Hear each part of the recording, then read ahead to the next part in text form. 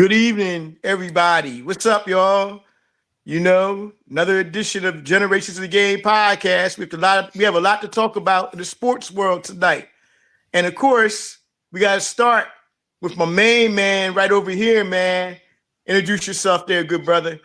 What's going on, world? Will Lyons, Mr. Lyons, Den, and it's that time, people.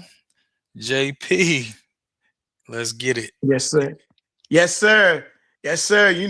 We're getting to that time of the year, man, where everything's starting to come into play.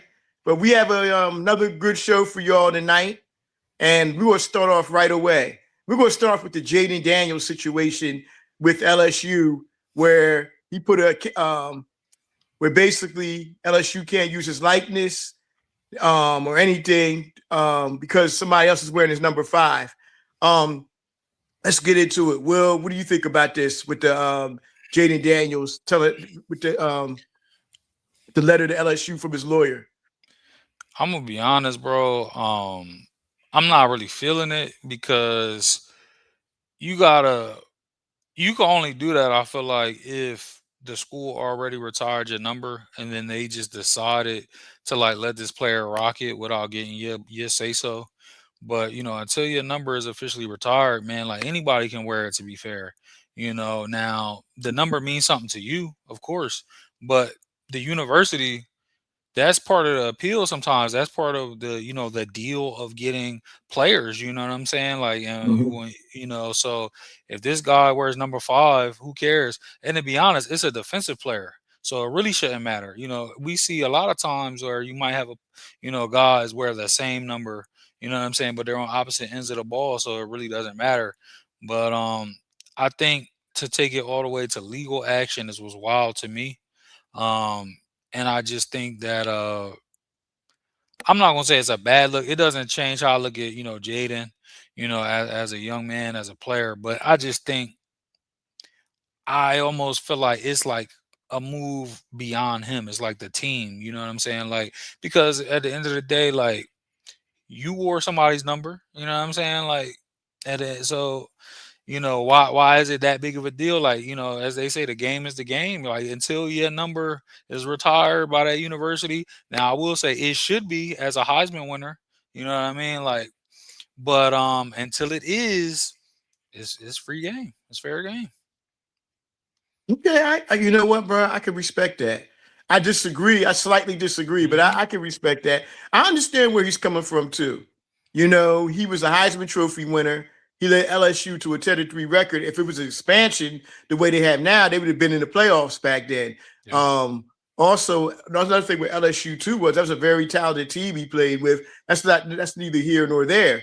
But however, I can understand him being a Heisman winner because normally Heisman winners have major impact on their teams and stuff, whether it's Hmm. leading them to the championships or whether it's leading them to the playoffs and the revenue they bring into the school and everything like that. I can understand him being a little upset that somebody wouldn't let him use the number 5. Because, like for instance, Matt Leinart, Matt Leinart, I think was a player USC tried to get Matt Leinert's number 11. Matt Leinert's like, nah, you're not wearing number 11. That's my number. The school retired it, and Hmm. that's it. I won a Heisman Trophy and a national championship. So I can Yep. understand where Matt Leinert's coming from. And Matt Leinart basically said, nah, I can't give my number to a kid who might wear Hmm. my number, have an outstanding season. This thing, he out of here and he's transferring. Yep. He would said, Yep. you gotta be loyal, to the team. So I can see where JD Daniels is coming from too. And to be honest with you, I think LSU and JD Daniels helped each other out because he Hmm. transferred to LSU. LSU gave him a chance. He was named the starting quarterback. And when he was at LSU, man, I mean, he took off to another level, had one of the best seasons we've seen, you Yeah. know. And then, there's players like Joe Burrows, who, in my opinion, between him and Barry Sanders, had two of the best seasons I ever seen. That's the And best collegiate. That's the best. Cam too. Yeah, you could argue Cam for sure. I feel like Those three. Burrow and Cam, that's the two best quarterback seasons I've seen, bro. Like, as a whole, Easy. at the Easy. college level. Because, like, But like, not to get off topic of Jaden, bro, Burrow's numbers is unbelievable. Like, unbelievable what he did, And yes, he played with other pros, but he had to go out there and produce.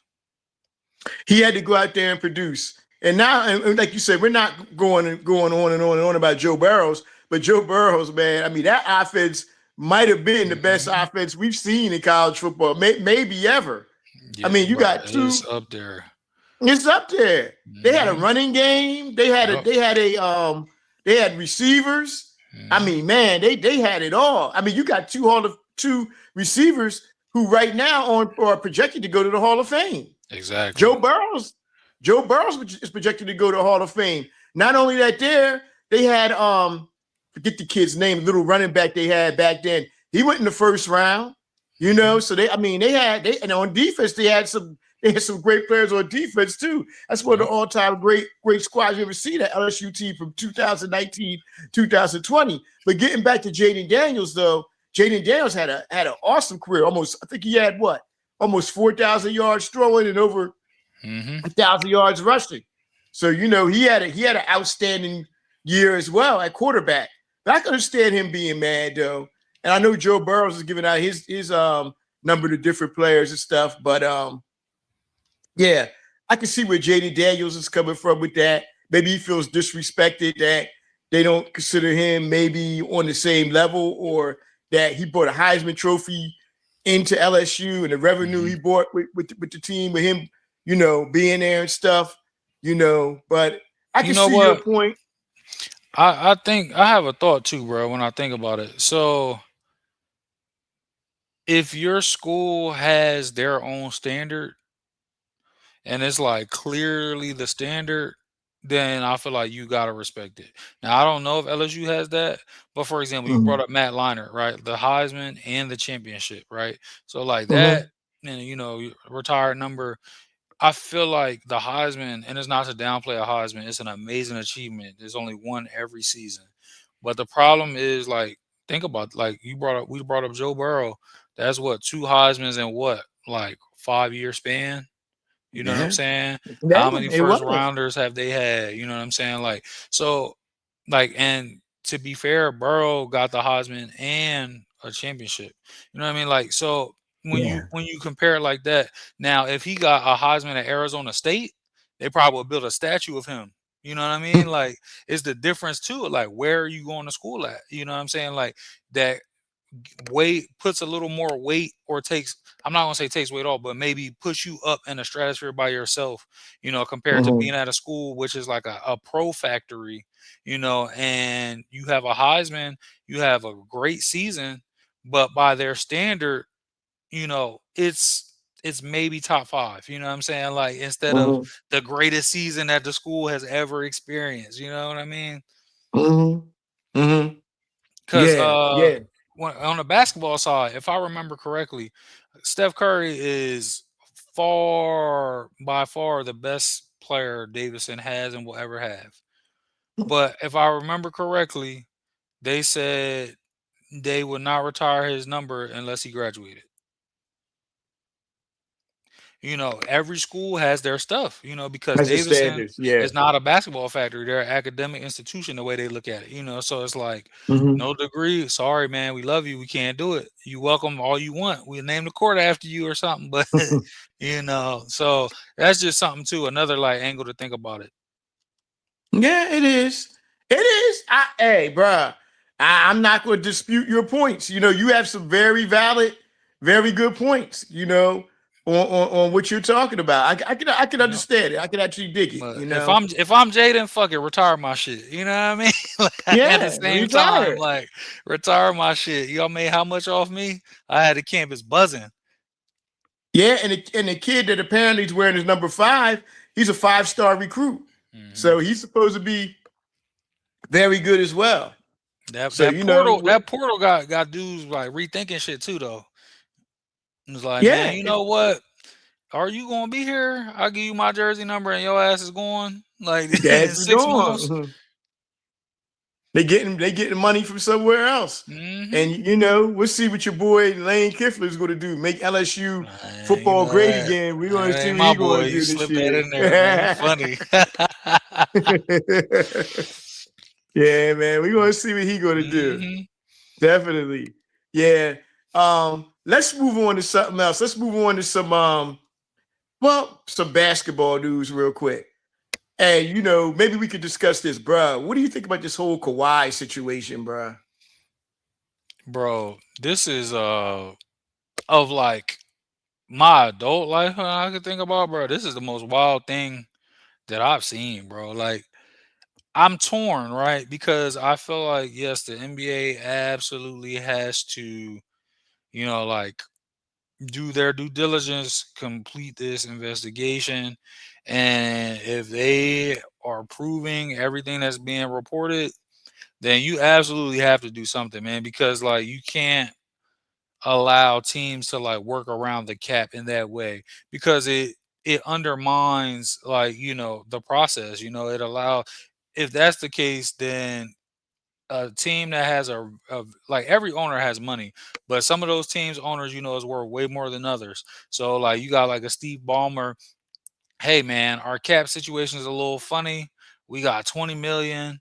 We're gonna sign you for 10 million, but I'm gonna find a way to funnel an extra 50 million your way, just in a hypothetical. Like, that type of stuff can't happen. So it's crazy, bruh. Now, on the other side of it, we see guys get praised for giving money back to the team so they can try to build a roster and all that type of stuff. You know, um, and and the other side of it is that your body is your moneymaker. Especially for someone like Kawhi who's been injured numerous times. You know, as far as the cap goes, yeah, I'm willing to take a cut. You know what I'm saying? Build me a contender, but on the side, I want my bread. You know what I'm saying? Boardman gets paid. So I see it and I get it, man. Like I'll say it like this.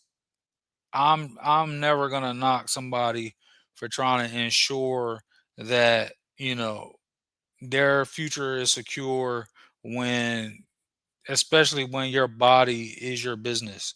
You know what I'm saying? But I mean, hey man, you fucking break the rules, you get caught. You know what I mean? Like now I can see Kawhi on some shit like, I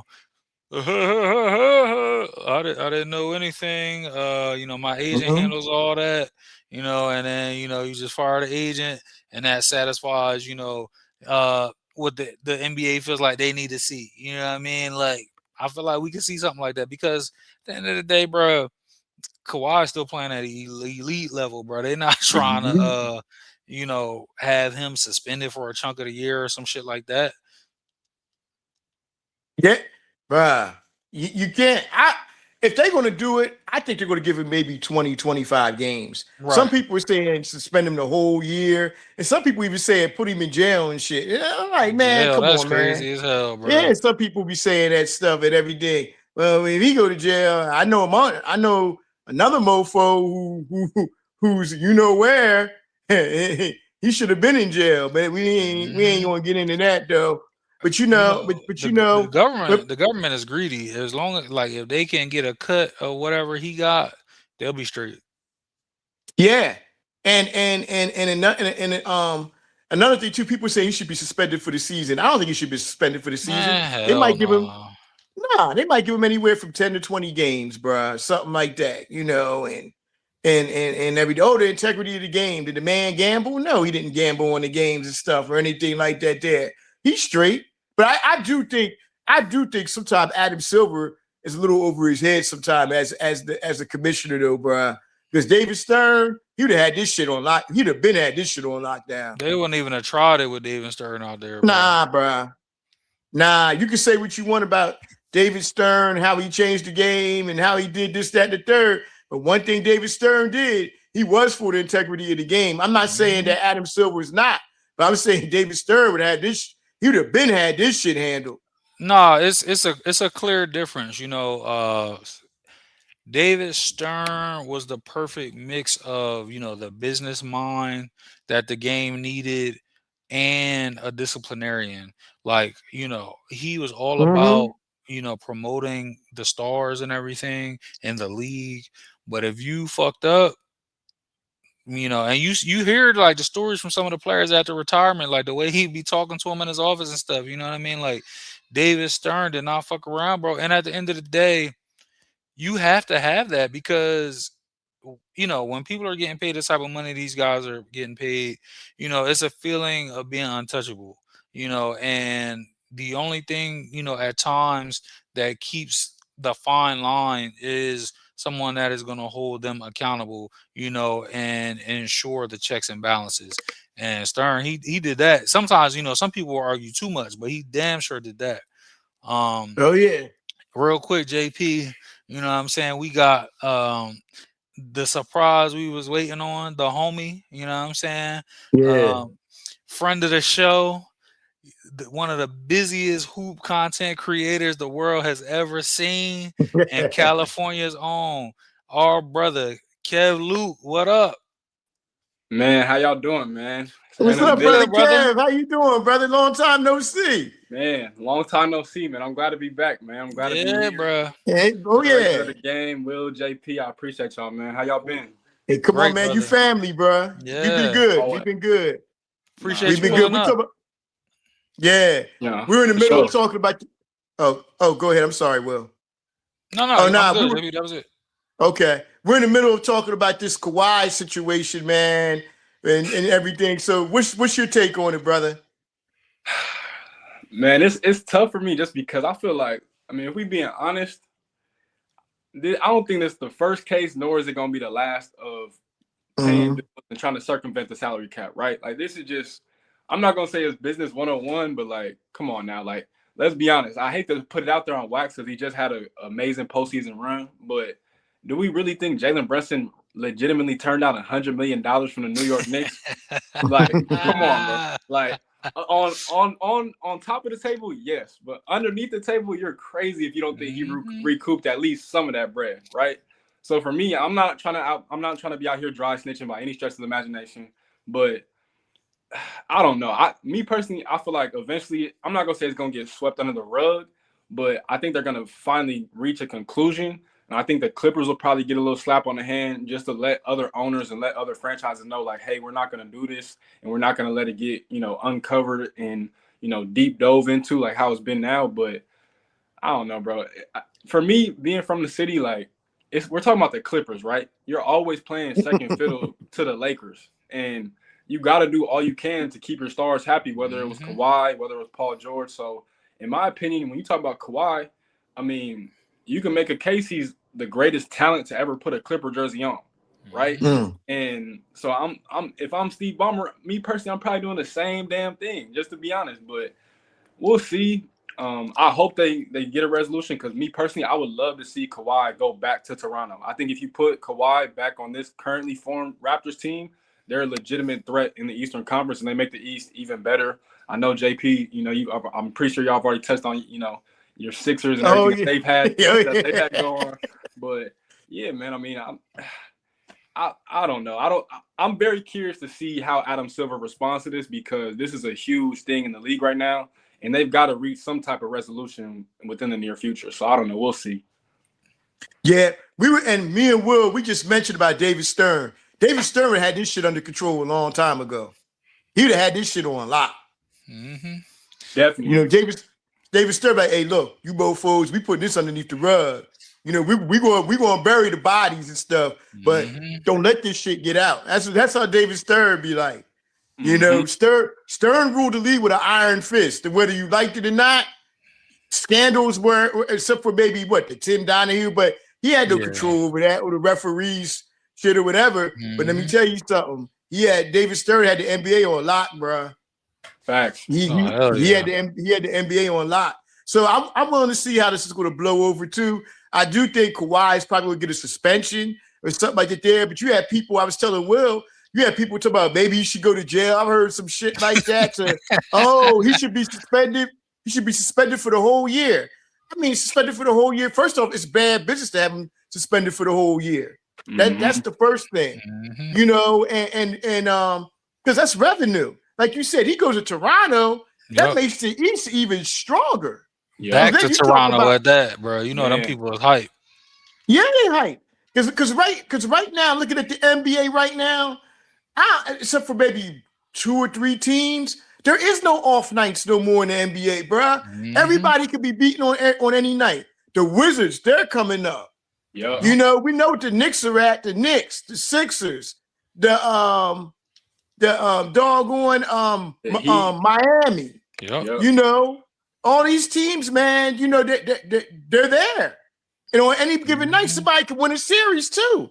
So you know, basketball right now is at a high level, no matter where you are. And you know, like we said, this shit needs to get under control, because the more it's out there, the more you unresolve this thing, the more people are gonna be talking in the integrity of the game.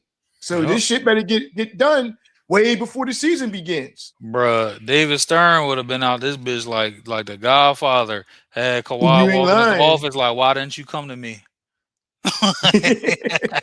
Man, he would have handled it fast. He would have Right. been there one day and gone the next. Shit would have never hit the news. Man, at all.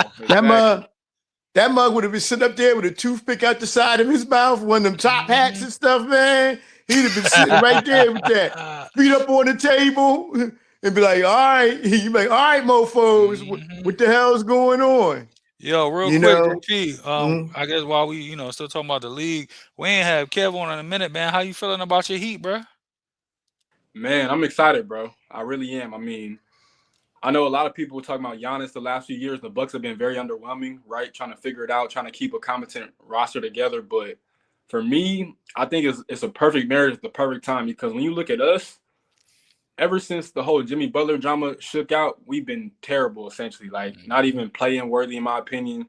You know, this past year we got sent home, essentially took by the Charlotte Hornets, and it was bad. And I just think you need another alpha in there. You need another superstar type player in there. And getting Giannis, I think, is just perfect, because I know he's been dealing with little like knick-knack injuries and stuff like that. But I feel like when you not playing for nothing, you're going to miss games for having a sore ankle, banged up ankle, whatever the case. But when you actually have meaningful games to play, you're going to play through that pain. That pain is non-existent at that point. And so I think you pair him up with an Eric Spoelstra, I think, with all due respect, is by far the best coach he's had in his career up until this point. You get a Bam Adebayo who, yeah, the fit necessarily isn't the best offensively, but defensively, I think we match up well with everybody in the league. With Davion Mitchell, with Pele Larson, with Andrew Wiggins, with Bam and Giannis. I think that's going to easily be one of the best, defensive units in the league this year.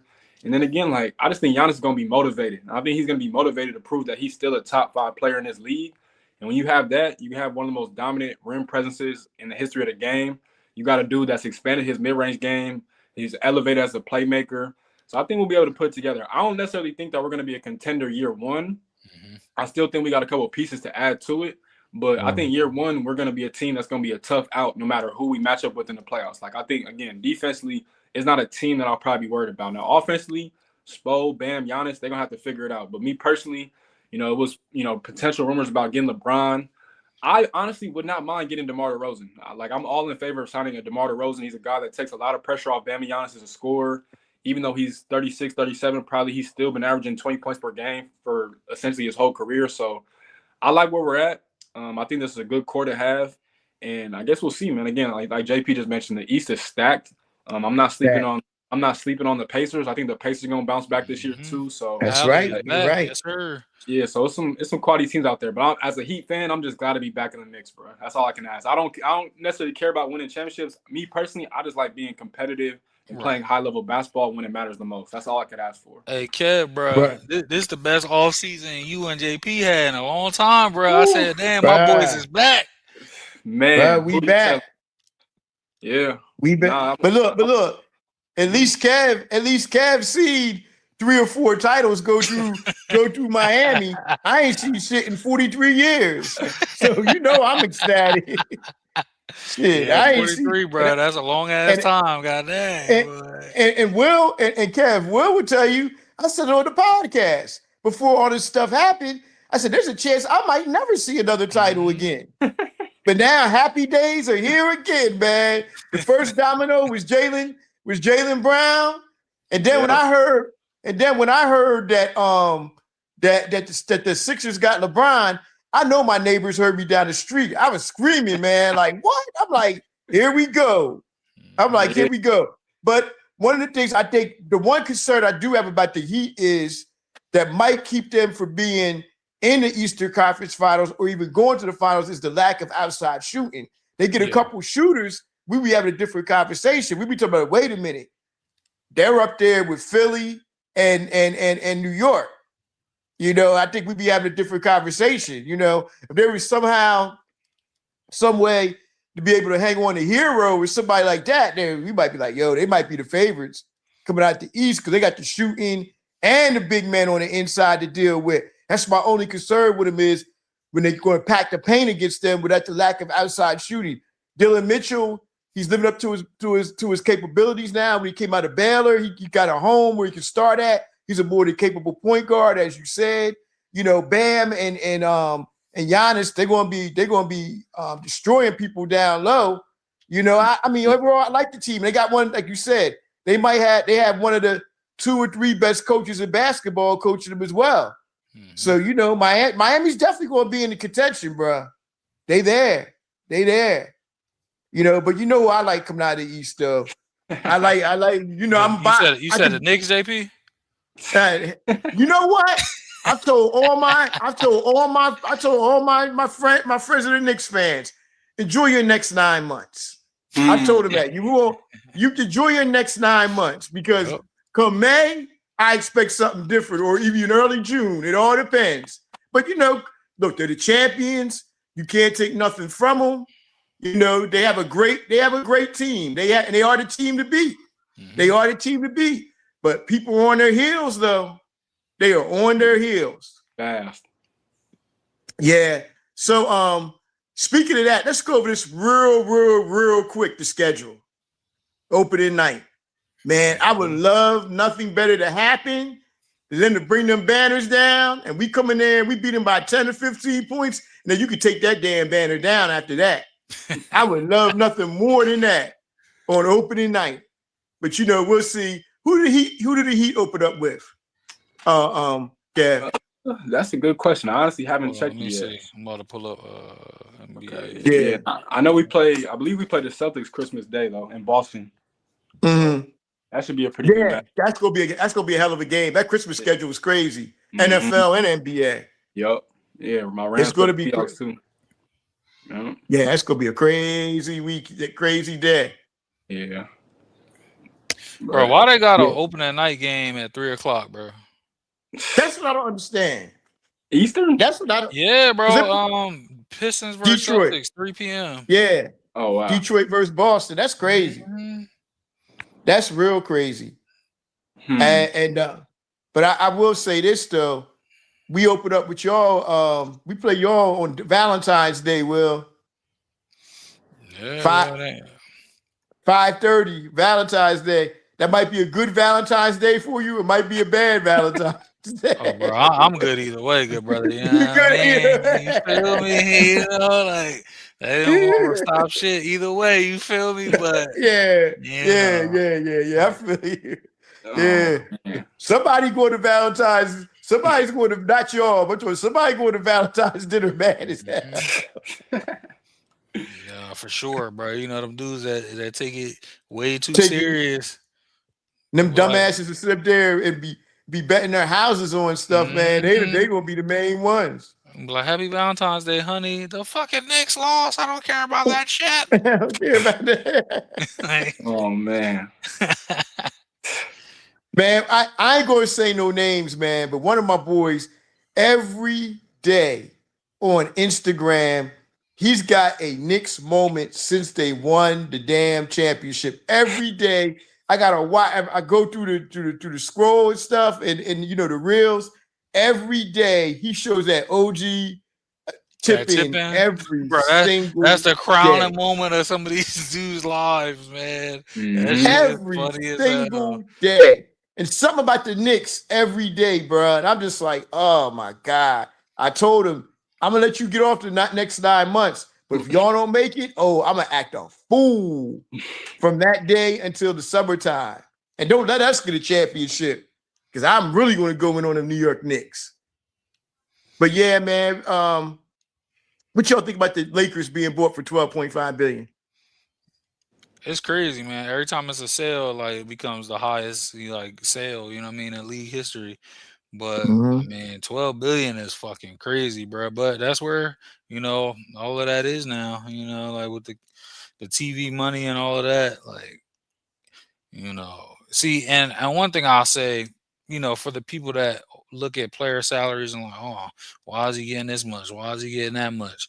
When you look at the TV money, the sale prices, and just generally what the owners bring in, bruh, I don't want to hear shit about what these other dudes is making. You know what I'm saying? It's pennies on the dollar.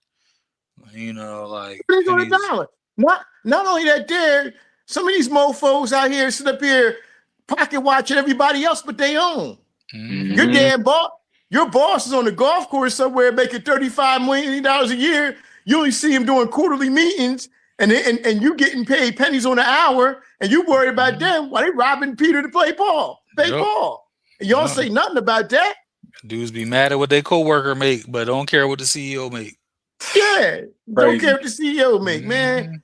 Y'all, man. But I ain't gonna get into it, man. I'm about to say something, man. I ain't getting into it, man. Hey, You Kev, know, JP was about to put his Black Panther hat on. You know what I mean? He's about to go I in. wasn't going to go in on like that. But I just don't understand how people are more mad about athletes and what they make instead of what's going on, what you see what's going on right now. Yep. That's what I don't understand. It's crazy. For me, It's crazy. I feel like we can look at it both ways. I think the athletes earn what they get because, for one, they're in the top 1% of their craft. Their body is their their business, and the shelf life of that is short. But I also can say that teachers, doctors, firefighters, Underpaid. like all underpaid, severely underpaid. Honestly, Mhm. every regular person is underpaid, but especially those life saving teachers. You can't do anything. We can't be anything without a teacher. So it's like things like that, professions like that. Honestly, bro, I feel like whatever they ask you for, bro, just make it happen. Like you should never be an educator, a first responder.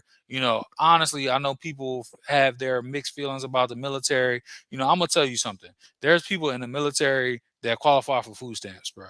You should not be serving your country and be able to qualify for fucking food stamps. You should not be teaching children, raising up the next generation, and be able to qualify for something like that. Not be able to furnish your classroom, or whatever the case may be. Like all of that, like the system is jacked. And what Jaylen Brown is going to make next season or whatever, that's not the issue here. No, it's not. And another thing is too, how we treat our military veterans in the United States is horrible as well. These people, the hypocrisy of some of these mofos.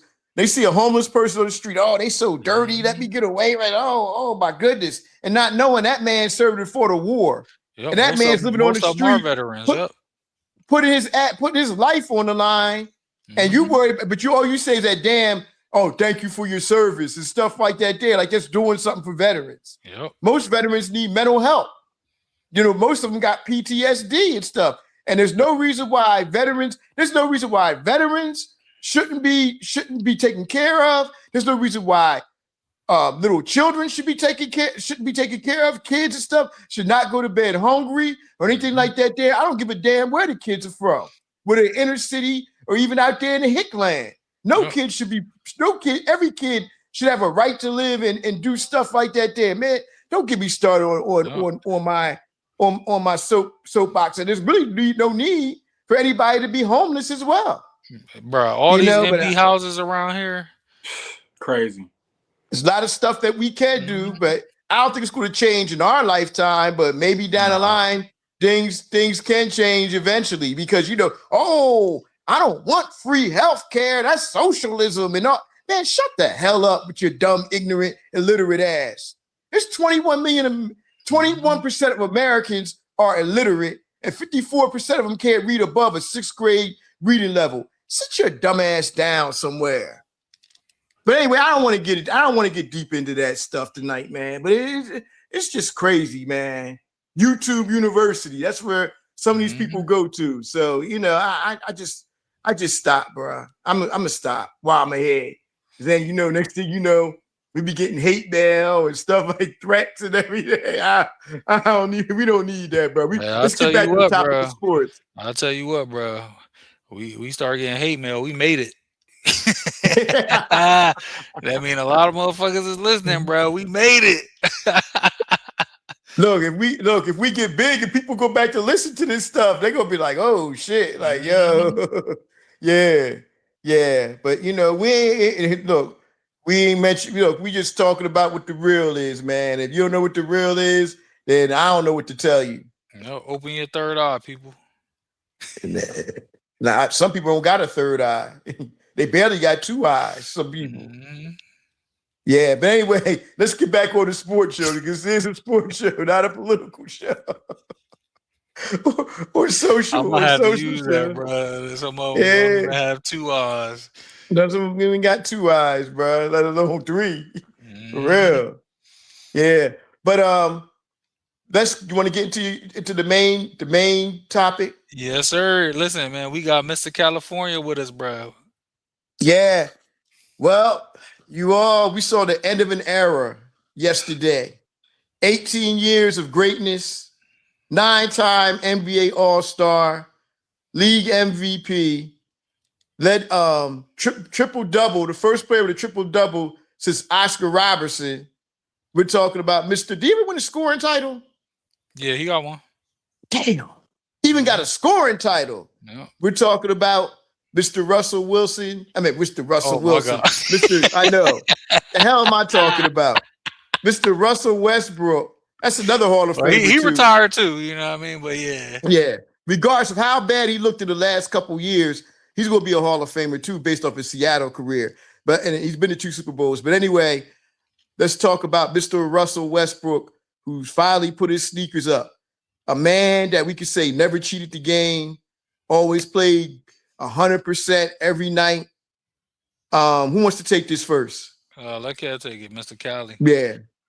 Man, I don't even know where to start, y'all, to be honest. I mean, when you talk about a journey, when you talk about a dude that I'm not going to say wasn't predicted to do a lot of things that he ended up doing, but like Russ's journey and evolution throughout his career is something that can inspire anybody that doesn't even play sports, right? I mean, you're talking about a dude that literally worked his way up from losing her high school to UCLA in the league, going from what some people thought was a shooting guard to a point guard to an all-time great point guard to arguably a top 5 point guard.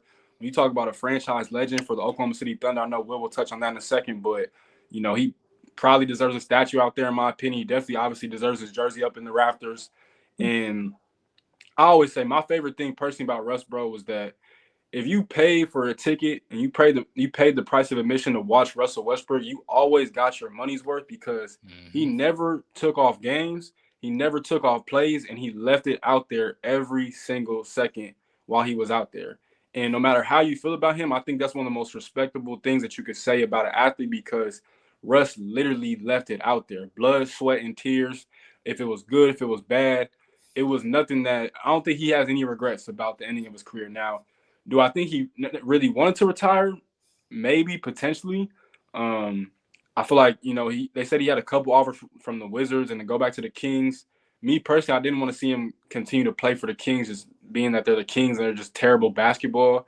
And then I doubt he wanted to play for the Wizards, being that he has 3 young kids and he lives out here, of course, and he doesn't want to go all the way across the country to play. So I get it, but man, like you said, JP, I mean, 18 years, MVP, scoring title, leading that franchise, especially after Harden and KD end up leaving, and kind of just putting him on his back. And I think when you look back at that MVP season, that was one of my favorite individual MVP seasons of all time. I mean, you talk about that game winner in Denver where he walked them off. Like, it's just so many moments. I think, one of the biggest testaments to Russ, too, is that you never really heard him complain. Like, he had some teams at OKC where he literally had to put him on his back, and we still heard no complaints. It was no negativity in the locker room. It was no calling dudes out, in front of the media, nothing like that. So, for me, Russ is a legend. I think he's a certified hoop legend. I think everything that he's done in basketball has been super inspirational for the most part. You look at him as a family man, right? As an entrepreneur, he stacked a whole bunch of bread. I don't like to, pocket watch, but he's been on a whole bunch of different max contracts. So shout out to the Brody, 18 years of greatness, SoCal legend, UCLA legend. And I'm definitely excited and, anticipating and waiting to see what he does in the next phase of his, life and journey. So definitely shout out to the Brody, man. Why not? Yes, sir. Yeah, I was going to say about Russell Westbrook, like you said, bruh, he never cheated the game, and like you said, he always gave the fans his money's worth. Always did that, man, and he did, and like you said, let's talk a little bit about his off the court stuff. We know how good he was on the court, but he's done a lot for a lot of people that a lot of people don't know about for his community. He's a community guy. Some people say, oh, look at him with the fans and stuff, trying to get up in the stands. But guess what? If somebody was talking about your children or talk about you or your wife and stuff, y'all need to stop that bullshit, because they're talking about y'all like that, man. Y'all seeing people on the street, you be punching them in the face. So imagine what he had to go through and the taunts and everything over a bunch of nothing. My boy, you know what? I'm gonna tell you something. He came out in the same draft as Derrick Rose. My boy Lou, I saw Westbrook in college. He was good. He was good. But my boy Lou was like, yo, Jay, I'm gonna tell you right now, if Rose is the best point guard in this class, he's like, Russell Westbrook might be equal or a little beneath him. That's like better than I said, as equal as Derrick Rose. I'm like, come on, man. I'm like, nah. I said, I don't see it. I think it could be a good one. He's like, no, Jay. He said, you don't understand. People are saying that Russell Westbrook is going to be a special player in this league. He said, I'm telling you. And he said, I've watched highlights of him. He said, I could tell. He was like, that boy is going to, I'm telling you, he said, that boy is going to be special. He said, because he has the intangibles and he has a fierceness he plays with. And doggone it, he was right. I'm not comparing him or Derrick Rose or anything like that there, because you can't, because they both were great. Mm-hmm. They both were great at what they did. But Russell Westbrook, he more than lived up to that number 4 billing. If I had to put him in the point guards, I would say anywhere from 5 to 7, because my point guards will always be Magic, Oscar, Curry, Isaiah, maybe Stockton, but even that, Stockton's probably number 5, but Russell's probably number 6 or 7 on my list. And that's no slight, because Russell Westbrook, to me, is a definitely top 30 player in NBA history. There's no doubt about it in my mind. Some people might have problems the way they say he shot too much or he did this, but one thing for sure, the stats don't lie. He was a willing passer as well. He was a rebounder. And like you said, no matter how hurt he was, that man went out there and played, bruh. And he gave us his all every night. It feels some type when you see players retire, sometimes you don't appreciate them until they're gone. And I think that's going to be the case with Russell Westbrook, where he didn't get his just due, and people are going to be like, damn, man, you know what? Russell Westbrook was a bad mofo, and he gave you everything every night. And he has the heart of a champion. And I think that's how his legacy is going to be. Definitely first ballot All-American, first ballot Hall of Famer. I don't even see fools online talking about, is Russ Westbrook a Hall of Famer? What the hell are you talking about? He's a first ballot Hall of Famer, let alone that. They got to put the crap pipe down. They put the crap pipe down, stop sniffing glue. They really, or eating wood chips, or even eating wood chips off the wall. He's definitely going to be a first ballot Hall of Famer. He was a great player, period. And like you said, Kev, he carried teams that may not been as talented as other teams, like in OKC. He carried them, and salute to Russell Westbrook for an 18-year career. I think personally, he's going to be more community oriented. That's what I think his next thing is going to do, because you see that starting right now. I don't know if he'll ever be a commentator. He would be very good at that, I feel as though. But I think he's the type of person to me, I'm not saying this is going to happen, but he's the type of person to me that would be out of the eye of the public and stuff and want to live a private life. And that's just my opinion. Oh, and we can't forget about the Olympic gold medals as well. Yep. So he has that as well. On top of, my bad, real quick, just want to say this too. I'm done. Go ahead, bro. He has an AAU program called Team Why Not, and they've been one of the most successful programs in the EYBL since they've been established, year in and year out. Yep. They had some kids hit the league. Jalen Green played for him. Jared McCain played for him. Like they've played a lot of dudes that have come through that program, and he's very much so like hands-on with everything and everybody involved with that program and giving back and doing outreach and stuff like that. So I just had to shout out Team Why Not too, because I think they slowly but surely, they're a newer program, but they've slowly but surely established themselves as a top tier program on the Mhm. EYBA, the Mo Cannon leads and the team takeover. So shout out to Russ for Team Why Not as well too. Oh, Hmm. you said team takeover? We talking about out of DC? Yeah, yep. Hold on. Wait a minute. Will knows what to say. Hold on. Wait a minute. You got to remember the best right now AAU team is team final out Yeah, of Philly. Shout out yeah. to They our went homie. on a with a boy AB who's been a Hmm. guest on this show. Look, they went on a historic run. That's why I say right now you got to see. And I'm not saying you can, but people sleep on Philly. They sleep on Philly, man. And right now, that 16 and under and that 14 and under, bruh, they're amazing. I understand everybody else though, but yeah, I just want to give them a shout out, put a plug in for them because that's an amazing AAU team, man. And look at the pros. They've got the pros too. They got a bunch of players in the pros right now. Yeah, brother. But Will, go ahead, man. I know this is your favorite player ever. It's your boy, man. And I know how I felt when my favorite player ever retired, which is the Dr. J. Julius Irving. Man, I remember I was 15 though. I wasn't a grown man back then. I was 15 when he retired. So y'all Yeah. do the math on that. That was back in '87. And bruh, I watched the game with my dad and my brother and all of us. Then in the closing minutes, I went and got a box of tissue, went upstairs and started bawling, crying. So I know how it feels when your favorite player retires, man. It's like, dang, man. It's like an empty feeling. But go ahead, man. Talk about Russell Westbrook there, good brother. Well, for one, I want to say, as always, you brothers made excellent points. JP, that's why, the show is what it is, because, just the knowledge is crazy. And Kev, man, like, I think, you just a hoop head, man. But being from Cali, I feel like you see it, man. Like, you know, and I'm glad you brought up the Rosen earlier too, because I'm not from California, but I will say that there's a certain connection that Cali hoopers have with where they are from. You saw DeRozan and Russ at the pop out. They always repping where they from. You know what I'm saying? And it's like it's incredible to see. Not that other guys don't have pride, but Cali, they wear it on their chest, like like it's on their jersey. You know what I'm saying? And Russ is one of the most like you said, one of the most incredible trajectories in the sport. We've seen guys go from second round picks, and have incredible careers. But, for example, Draymond was a ranked player in high school. You know what I mean? Like, so, guys may overachieve where they were ranked and things like that. But Russ literally almost like lucked into his UCLA spot. You know what I mean? Like, of course he put the work in, but at first the spot wasn't there for him. You know what I mean? He gets the spot, he works the way, you know, we have become like the what has become the norm that we know of him. You know what I'm saying? He put that work in, he always worked.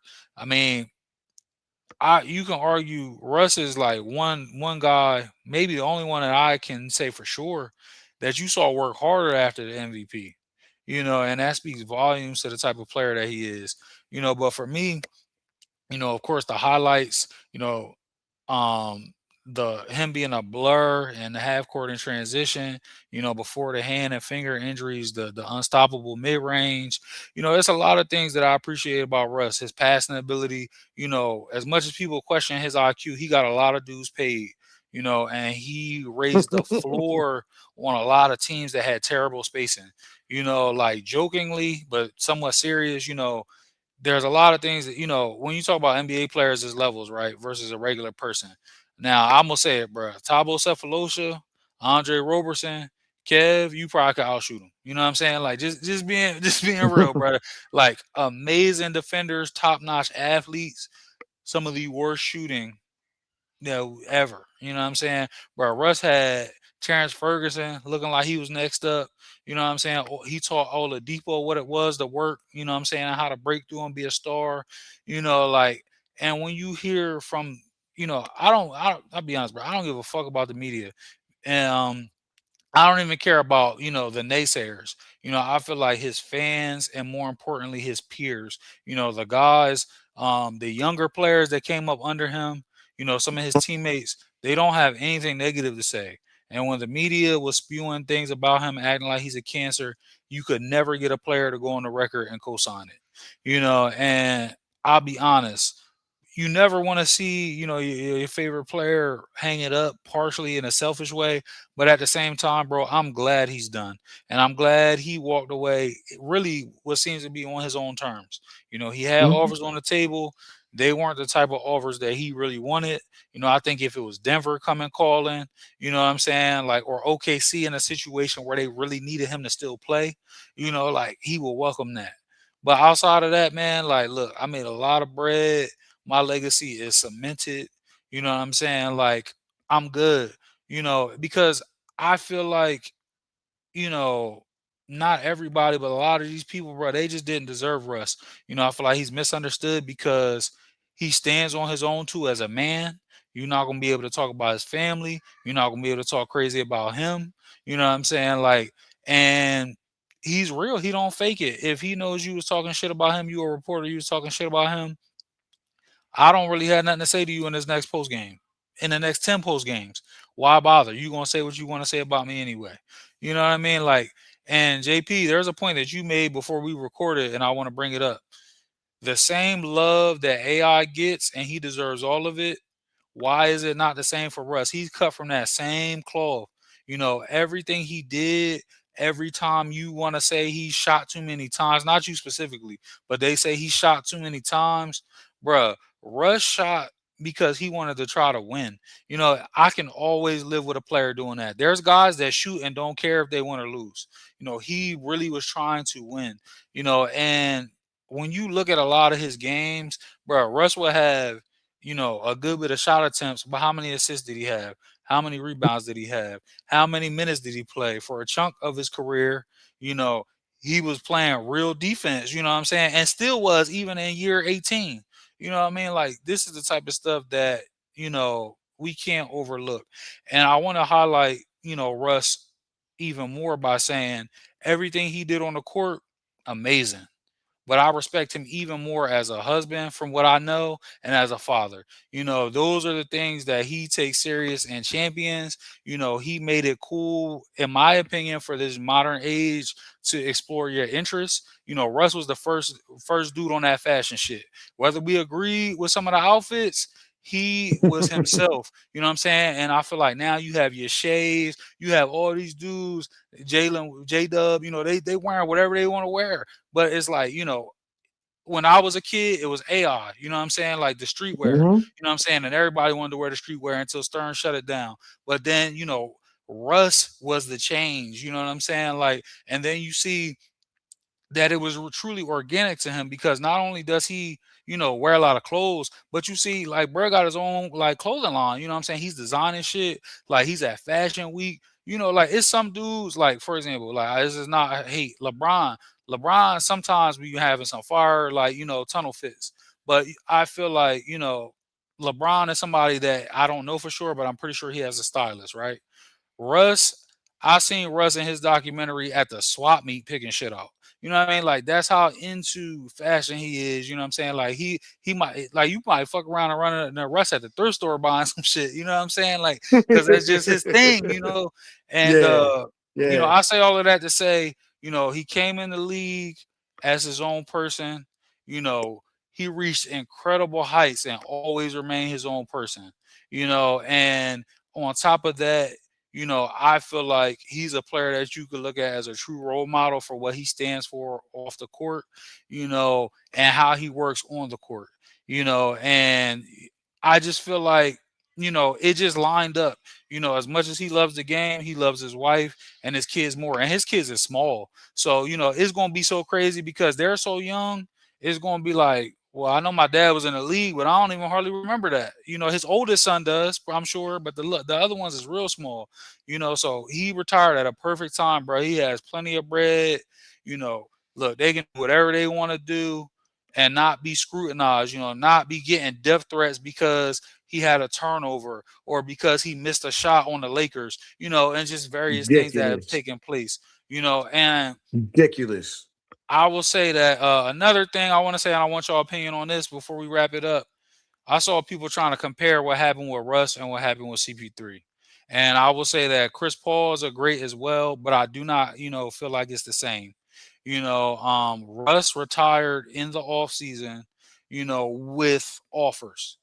Chris Paul was on a team and got sent home, and then was released. Like at the end of the day, because I will say because of the way the media put smear campaigns on Russ, I don't know that I can believe everything they said about Chris Paul. But what I will say is Chris Paul didn't have a choice because Chris Paul, the level he played at the end and what Russ did last year is not the same. It's not. Like CP3, all-time IQ, but when your body is done, it's done. And he was already undersized. I thought CP3 could have helped the Spurs though. They might have won in maybe 1 or 2 games with his leadership and him being, him calming the team down. I think he could have been there at some point with them there with that, As a his vet. experience.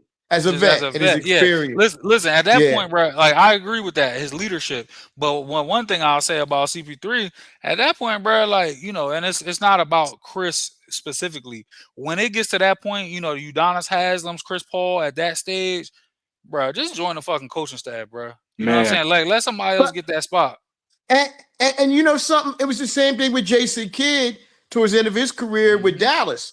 I feel as though that Jason Kidd's leadership and everything got overly looked at that Dallas-Miami series because his leadership and the tone he set and everything like that there. And I think that's the same thing Chris Paul could have done with the Spurs. Not saying they would have won, but they might have won 1 or 2 more games. Or maybe they pushed it to 7 games though. Yep. Hey JP, I'm glad you brought up J Kidd. I will say, and this is from what I actually grew up seeing. J Kidd is a top 5 PG of all time to me. You know what I'm saying? Like top 5, top 6. Yeah. And I think because he played so long and because he went ball kind of early, like people forget, bro. Like at a point, like J Kidd was like a real athlete. You know what I'm saying? Yeah. And a bigger guard. You know what I'm saying? Like very athletic. I followed J Kidd's career from when he was in high school. And remember, J Kidd played in an era where you drove to the basket. And remember, point guards back in his era weren't the scoring point guards of the day. Yep. Back then, you were the extension of your coach on the team. Yep. That's why he didn't have the 25, 26 points a game. I think J Kidd could have averaged that, but his thing was to make his teammates better. I mean, he'd give you 14 to 17 points a game, but what else did we give you is 10, 11 assists and 8, 9 rebounds a game because he's the reason why New Jersey went to the finals in 2002 against Shaq. Back to back. You're right. I forgot about that. Back to back. That's all because of J Kidd. Yep. And people forget that. We've had some great point guards in this league, bro. Like I said, from your J Kidd, of course, the 5 that we mentioned. You can flip a coin with Magic or Oscar, who was better, man, because Magic's number 1 on my list, and Oscar is right there. Magic just dipsy, but Magic was great. There's so many great point guards. People forget about Tiny Archibald, one of the last players to lead the league in scoring and assists. He averaged 34 and 11. That shit's crazy. Yeah. Russ led the league in scoring and in assists, but separate. So to do that shit at once, bro, is fucking incredible, bro. Like it's incredible. It's incredible. We forget about even Clyde Frazier in the conversation, and he had one of the best. He had one of the best final games. What was that in 1970? He had one of the best final games ever. 36 points. What was it? 19 assists and 4 or 5 steals and 8 rebounds, something like that. That shit was incredible. And there's been so many. See, that's why I go back to the whole era thing. I mainly go by eras. Yeah, like I don't do all-time lists. I don't do all-time lists no more because everybody's great in their own way in their eras and stuff. And we have to remember that. And basketball has changed so much over the years because I hate when the old players shit on the younger players, and I hate when the younger players and younger fans shit on the older players. There should be a mutual respect there amongst them. You know? And that's my thing. I hate when people sit up there and say, well, so-and-so can't play in this era. But look what they were playing with, though. And vice versa. These players, they couldn't do this, that, and the third. Yeah, they would be playing like them. But, you know, this is why everything is, to me, is equal route. Now, of course, you have your people that are just superior, in my opinion, like a Wilt or Kareem. I mean, you throw Wilt Chamberlain in any era, from back in his era to now, bruh, he would dominate any era. I'm not saying he would average 50 and 30 or 50 and 25 or some shit like that. I guarantee you he'd be good for at least 35, 18. Yeah, 35, 18 rebounds and 4 or 5 block shots. The game has changed, though, from his era because back then the big men dominated basketball. Nowadays, the game is perimeter oriented. So I don't think people understand that. Now, if he's allowed to play with the rules back in the 90s, 80s, and 70s and going back, shit, he'd get you 45 probably a night.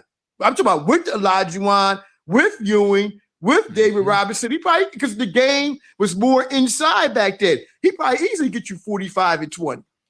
Because nobody would be as athletic as him, and nobody would be as strong as him. Yeah. But we ain't talking about Wilt. This is a celebration of Russell Westbrook, man. Yeah. This is what we're gonna call it. Celebration of Russell Westbrook. Yeah, man, real quick, bro. Before greatness. we get off that, let me read this.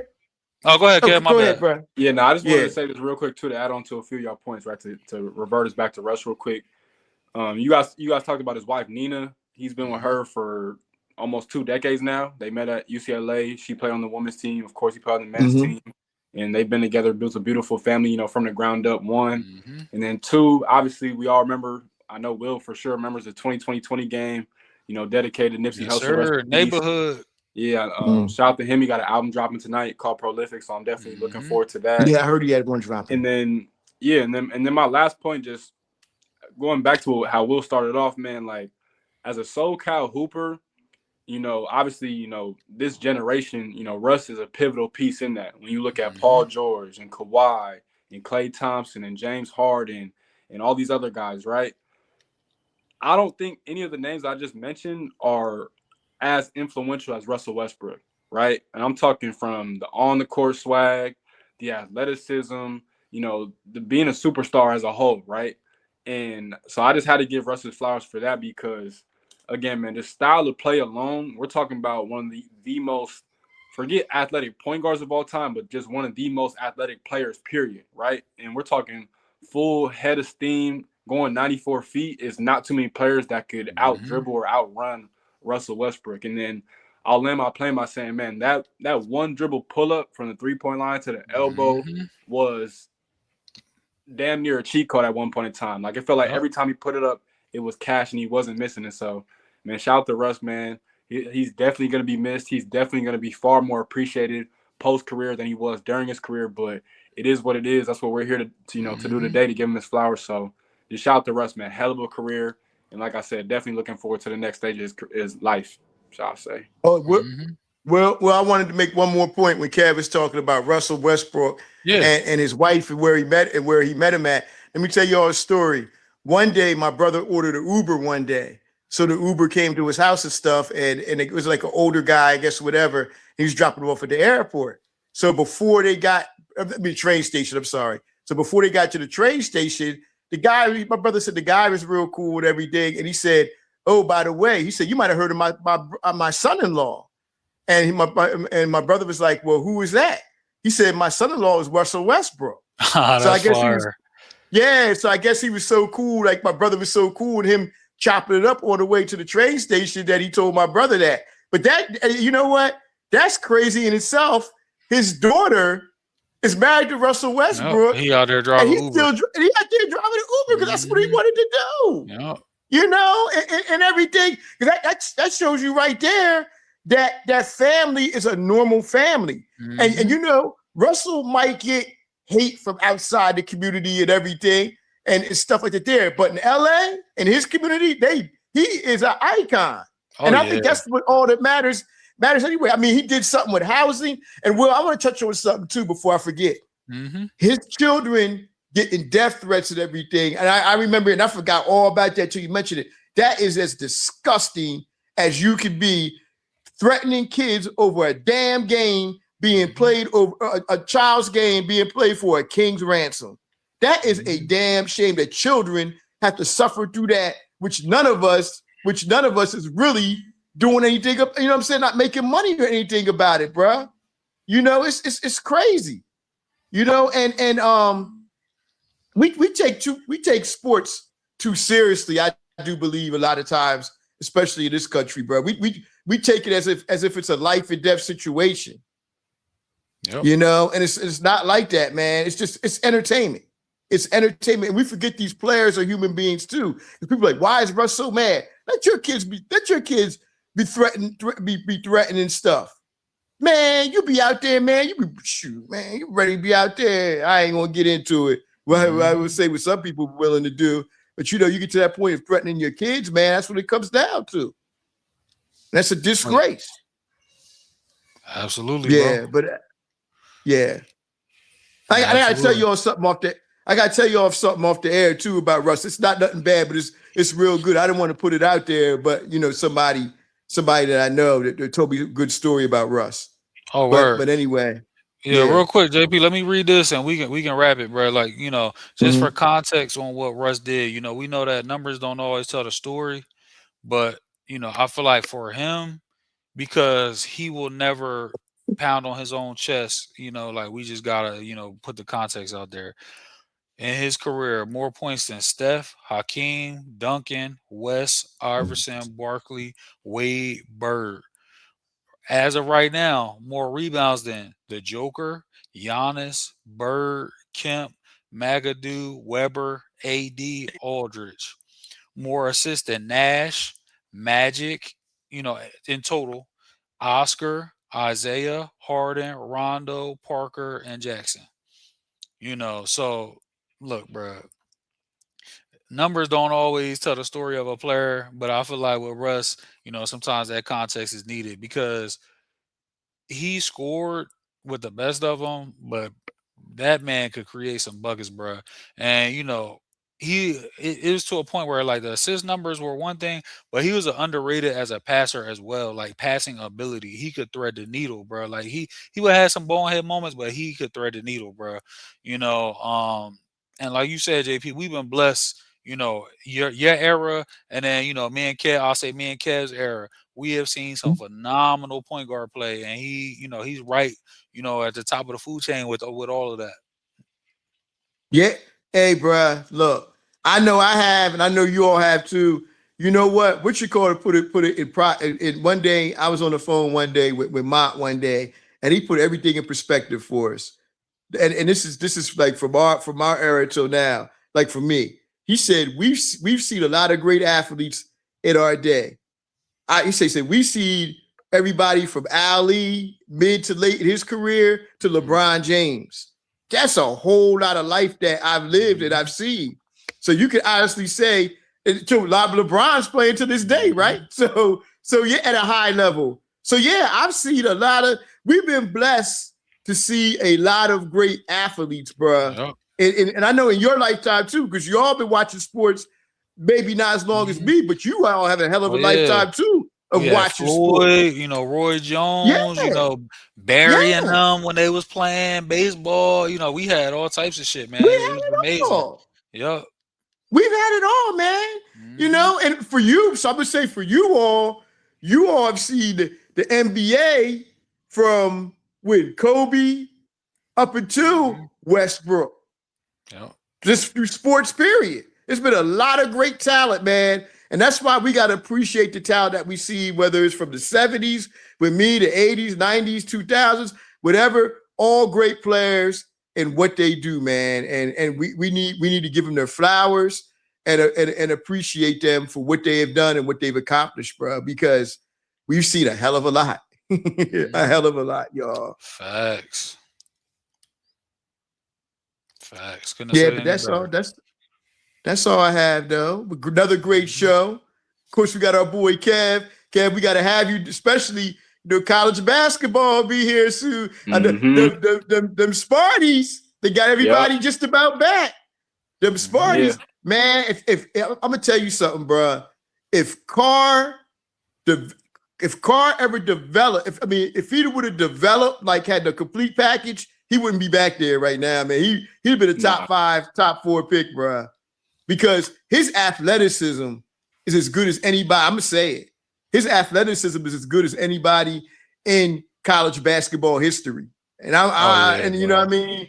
I'm saying it. Anybody.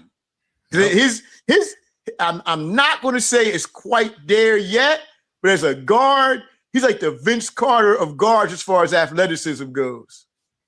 Oh no, he is, bro. Yeah, he's got a great case. I'm excited, man. College basketball's around the corner. I know we'll definitely talk about it, as it approaches. Football's around the corner too, so we starting to end out the summer, getting to the fall. Kids going back to school, so it's a great time of the year, man. It's a great time of the year. And you know what? Like I said, while we're off there too, we got to talk about this historic AAU season. And you know who I really want to talk about? This kid from Florida, bruh. Jaden Daniels. Bruh. We'll get that going some We're other gonna have day. to circle back and bring Pablo and some of the homies on to discuss his historic run. Yeah, gotta get AB on too, because he was there to witness it. So you know what I mean? Yeah, definitely. But y'all, another great show. Shouts to our boy Kev, our West Coast cadet. Yes, sir. Got a shout out to Will, of course, the man who makes this happen. And shout out as well to all the people out there who listen. Oh, and real quick, your Kevin wanted to know, how's Ben doing, bro? He's doing well. He's doing real good. Yeah, we gotta get him back on. Yeah. We gotta get him back on for college football season, bro. We gotta get Ben back, man. Yeah, tell him I gave him my best, man. Tell him I asked about him, bro. I got you. Yeah, definitely. All right, and for Will, Kev, you got any shout outs, bro? No, I'll just say, man, again, as always, I appreciate y'all having me on. I look forward to more, before the year gets out, again, for college basketball, everything. As always, go subscribe, Talking Hoops with Kev Luke on all podcast platforms. I haven't been as active this summer, but as we get into the fall and it's closer to the winter time, I promise y'all we're gonna ramp it back up. I got a lot in store this upcoming season, so I'm excited for that. But as always, man, I appreciate y'all for having me on, man. It's an honor and a pleasure. Definitely, for sure. But you family, man. You ain't got to thank us. You part of the squad. You know what I mean? You part of our squad. And definitely support Kev and what he does too, man. He has a lot of great content on there. Will, your shout outs, good brother? I mean, shout out, to the home team, JP, bro. You know what I'm saying? We like Shaq and Kobe, this podcasting thing. You know what I'm saying?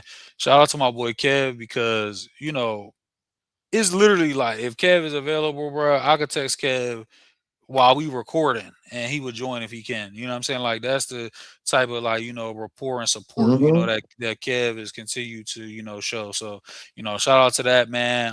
He's a great ambassador of the game, and he's younger than us, but a true historian, of hoops in general, but of Cali hoops specifically as well. Yes, sir.